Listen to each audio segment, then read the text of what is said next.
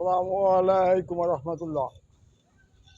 জগৎ বন্ধুর বন্ধু, কিছুদিন আগে একটা ভিডিও ছাড়ছিলাম। এখানে দেখাইছিলাম যে আম গাছে জোড়া কুত্তা, তার মাইনে বুঝাইছিলাম ঘূর্ণিঝড় আইব, ঘূর্ণিঝড়। এই যে এই আম গাছে আম নাই, এই আম গাছটা ঘূর্ণিঝড় ভাঙ্গা লয়ে গেছে উড়াইয়া। আল্লাহু আকবার, মুক্তি পেয়ে গেছে।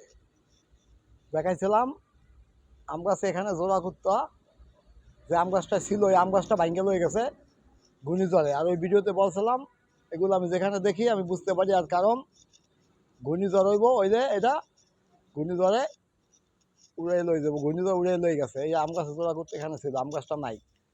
আর যে কুত্তর কথা বলছি, আল্লাহ আল্লাহ তাদেরকে মাফ করে দিছে। এই জন্য আম গাছটা ভেঙে গেছে, আল্লাহ গুনাহ মাফ করে দিছে, মুক্তি পেয়ে গেছে। আমাদের জন্য রহমত।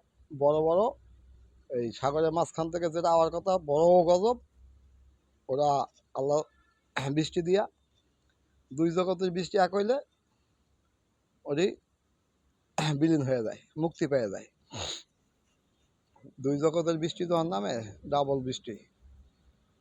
বৃষ্টি আল্লাহর রহমত, বৃষ্টির সময় দোয়া কবুল হয়। বৃষ্টি আল্লাহর রহমত, বৃষ্টির সময় দোয়া কবুল হয়। এই বৃষ্টির ভাষা, ভিতরে আছে জগতের ভাষা। এই বৃষ্টির পানি মাটিতে পড়তে দেরি, আল্লাহ প্রশ্ন করে কি চায়? তখন ফেরেশতারা বলে, হে আল্লাহ, আপনি বড় এবং দামি, তা বড় এবং দামির কাছে কি চাইব? কি চাইতে পারে? আপনারা চায়, আপনার ভালোবাসা চায়। সারা পৃথিবীর মানুষের যারা গেছে, যারা আছে, যারা যাইবে, যত জাতি সৃষ্টি করছে, সকলের জন্য শান্তি চায়, সকলের কবর আযাব মাপ চায়। তো বৃষ্টি মাটিতে পড়তে পড়তে অগণিত মুদ্রার হঠাৎ করে জ্যাক গড়ে। পরিস্থিতি এরকমই, ওই মুদ্রার মুক্তি পাওয়া যায়। যারা খোঁজে তারা বোঝে। আপনার আশেপাশে, আমার আশেপাশে আছে, যার চৌক আছে সে দেখে। যে লোক মারা গেছে সে লোক সব দেখে। হ্যাঁ, লোক যে মারা গেছে পৃথিবীতে কি হইব, কি হইতে আছে, ইন টোটাল সব কিছু তখন বুঝে, কিছু করার নাই। এই জন্য যেমন অনেক পশু পাখি কবর মৃত্যু মানুষের আযাব দেখে, কিছু করার নাই। সেদিনকে যে এখানে একটা জিনিস দেখছিলাম, দাঁড়ায় দাঁড়িয়ে দেখতেছি আর কল্পনা করতেছি, যেরকম কিছু জিনিস যেখানে দেখছি সেখানে কুত্তায় প্রসাব করছে। কল্পনা করতে দেরি ভাই, কসম আল্লাহর, 2-4 সেকেন্ডের ভিতরে একটা কুত্তায় এনে প্রসাব করে দিল। তারপরে তো মনে করেন ওই যে জোড়া কুত্তা আম গাছে, তারপরে মনে করেন দরখাস্ত দিলাম গোসল করার জন্য। আল্লাহ পাক কুত্তা গোসল করাইতে পারলে কুত্তা মুক্তি পেয়ে যায়। কুকুরের জন্য 2টা পর্ব, একটা মুগুর আর একটা গোসল করাও। সবচেয়ে উত্তম হলো গোসল করানো। আর এই গোসলের বিপরীত শব্দ সামনে আইতেছে সাদা কাপড়। সামনে কি আইতেছে? সাদা কাপড়, গ্যারান্টি সহকারে। সাদা কাপড় কিনে রাখেন, দাম বাইরে যাবো গা। এই সাদা কাপড়টা 2 পর্বে পাইছি। একটা হলো কবরবাসীর জন্য,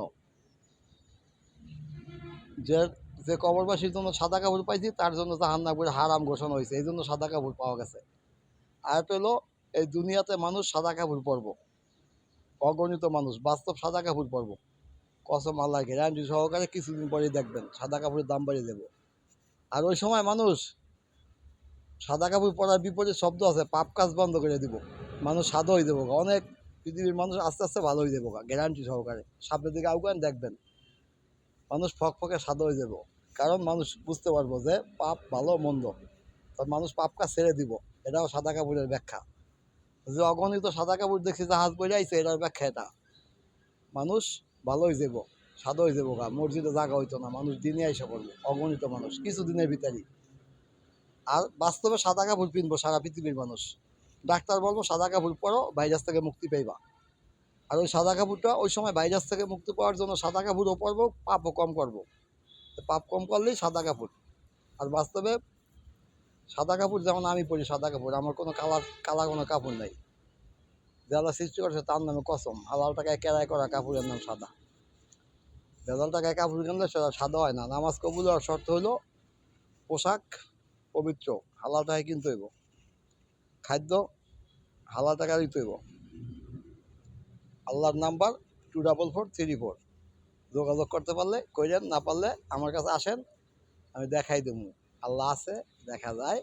কেউ দেখতে চাইলে দেখানো যায়। অবশ্যই আল্লাহ আমাদের সাহায্যকারী।